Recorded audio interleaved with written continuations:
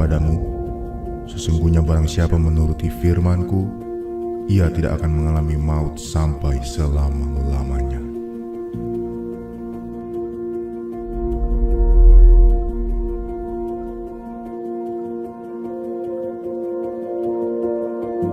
Beberapa hari yang lalu, di minggu lalu tepatnya, kebetulan saya sedang melakukan perjalanan ke kota Serang. Nah, biasanya menuju ke sana itu saya selalu ada yang menemani, karena memang perjalanannya cukup jauh. Tapi entah bagaimana di hari itu seperti ada dorongan untuk udahlah pergi sendiri aja. Akhirnya saya memutuskan, wah ini lumayan perjalanannya cukup panjang, kesempatan nih bisa sambil dengerin khotbah, ya sambil bisa ngobrol lah sama Tuhan. Mengajukan pertanyaan-pertanyaan kepada Roh Kudus.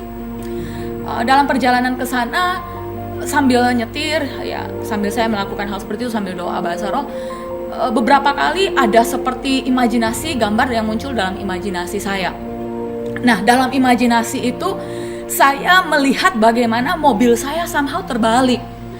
Awalnya memang cukup kaget, kok bisa ada gambaran seperti ini. Itu beberapa kali muncul, kira-kira 4 kali.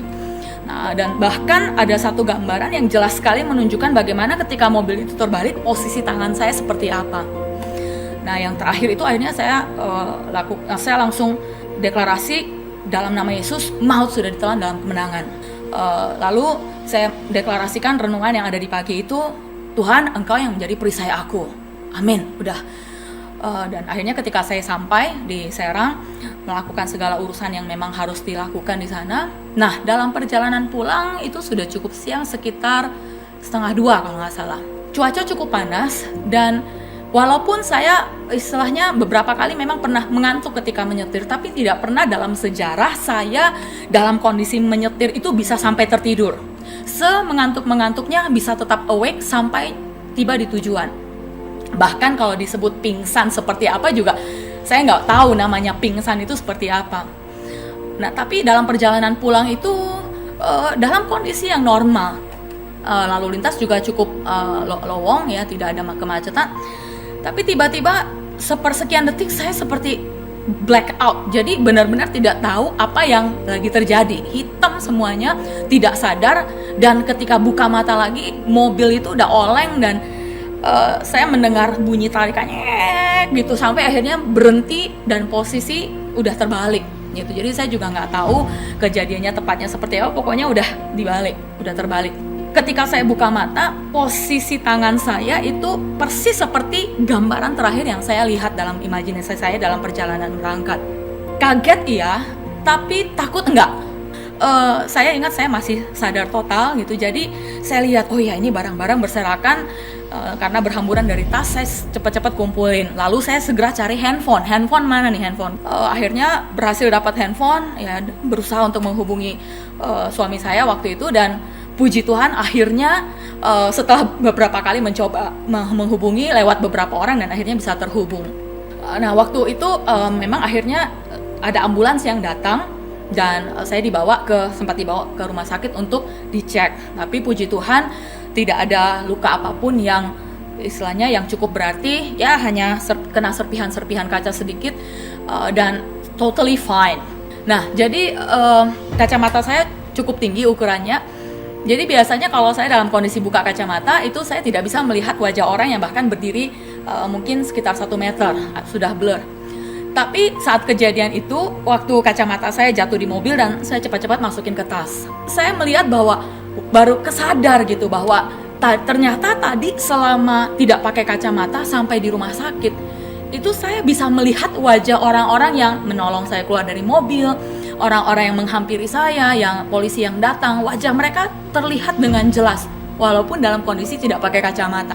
Ketika ada di rumah sakit itu sambil menunggu karena memang IGD-nya cukup crowded, di situ saya betul-betul merasakan bukan ketakutan tapi justru kayak ada lingkupan realita Tuhan yang membuat saya justru menaikkan ucapan syukur.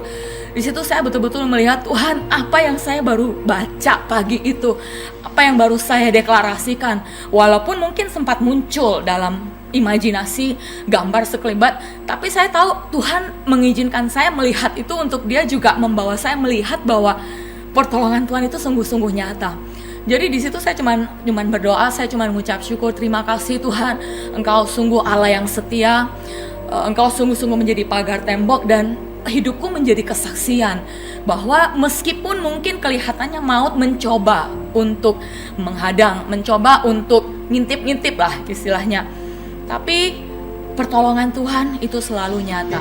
Nah, malamnya jadi akhirnya suami saya menyusul jemput di Serang waktu itu di rumah sakit. Lalu pas kami pulang setelah bersih-bersih segala macam. Nah, waktu malam itu saya tanya, kamu kaget nggak? Dia bilang enggak. Kenapa? Karena waktu pagi, waktu aku lagi doa, itu Tuhan sudah tunjukin. Di situ malah yang aku lihat itu gambaran Jordan lagi nangis di samping jasad kamu.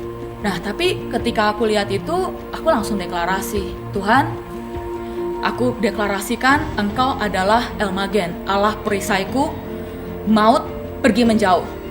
Dan waktu itu Tuhan langsung kasih firman, aku adalah perisaimu, I'm your abundant compensation. Saya percaya salah satu penyebab dari intervensi tangan Tuhan yang saya alami disebabkan karena keluarga kami sekian waktu lamanya membangun dasar keyakinan bahwa tidak ada satupun pekerjaan maut yang bisa menghentikan rencana Tuhan dalam hidup kami. Dan dasar keyakinan lainnya yang kami bangun adalah kami akan hidup untuk melihat rencana dan penggenapan dari janji-janji Tuhan terjadi, bahkan memerintah bersama Dia dalam kekekalan. So, maut, you and I are over. Hari ini aku deklarasikan atasmu jemaat. Tiap hari, tiap waktu ada kuasa firman, ada kuasa roh yang bekerja dalam hidupmu, mengubahkan engkau jadi serupa dengan Kristus, mengalirkan kehidupan roh dan memastikan setiap manifestasi maut, kita telan maut dalam kemenangan. Terjadilah. Yang percaya katakan